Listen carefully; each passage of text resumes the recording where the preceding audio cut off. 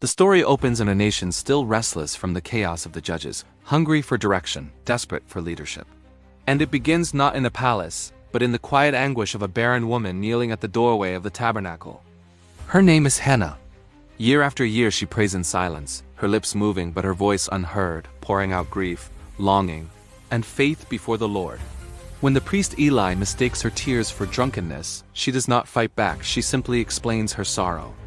And God hears, a son is promised. His name will be Samuel, meaning, heard by God. True to her vow, Hannah gives the child back to the Lord. Samuel grows up in the presence of God while the house of Eli decays, his sons corrupt, abusing worship and power. And then one night, in the stillness, a voice calls, Samuel. Samuel, the boy answers.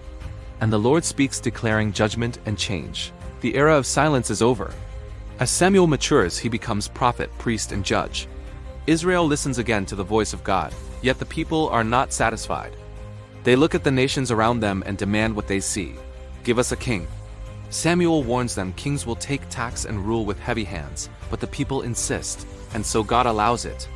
The first king rises, Saul, tall, impressive, chosen from the tribe of Benjamin. At first, humility marks him. Victory follows him. The people rejoice. But Saul's heart soon fractures. He grows impatient. He disobeys God's command. He offers sacrifices he was never meant to offer. And when confronted, he deflects blame instead of repenting. Then comes the sentence that echoes through Israel's history. To obey is better than sacrifice. God rejects Saul as king. And quietly, in a forgotten town called Bethlehem, God sends Samuel to anoint another, an unlikely one. Not the tallest, not the strongest, but the youngest shepherd boy. His name is David. The Spirit of the Lord rushes upon him, even as it departs from Saul. David's rise is swift and shocking. A giant named Goliath mocks Israel. Armies freeze in fear. David steps forward not with armor, but with faith. A stone flies. The giant falls, and a nation exhales. But victory breeds jealousy.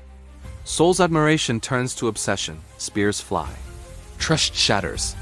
David flees into the wilderness, hunted by the very king he once served, hiding in caves, leading outcasts, writing psalms in the dark. Again and again, David has the chance to kill Saul. And again he refuses. I will not raise my hand against the Lord's anointed. Saul spirals, consulting mediums, chasing shadows, losing the favor of God.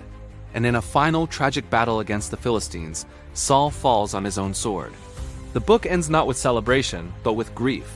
Israel stands between eras. A king is dead, a shepherd waits. The throne is empty, but destiny is already breathing. The stage is set,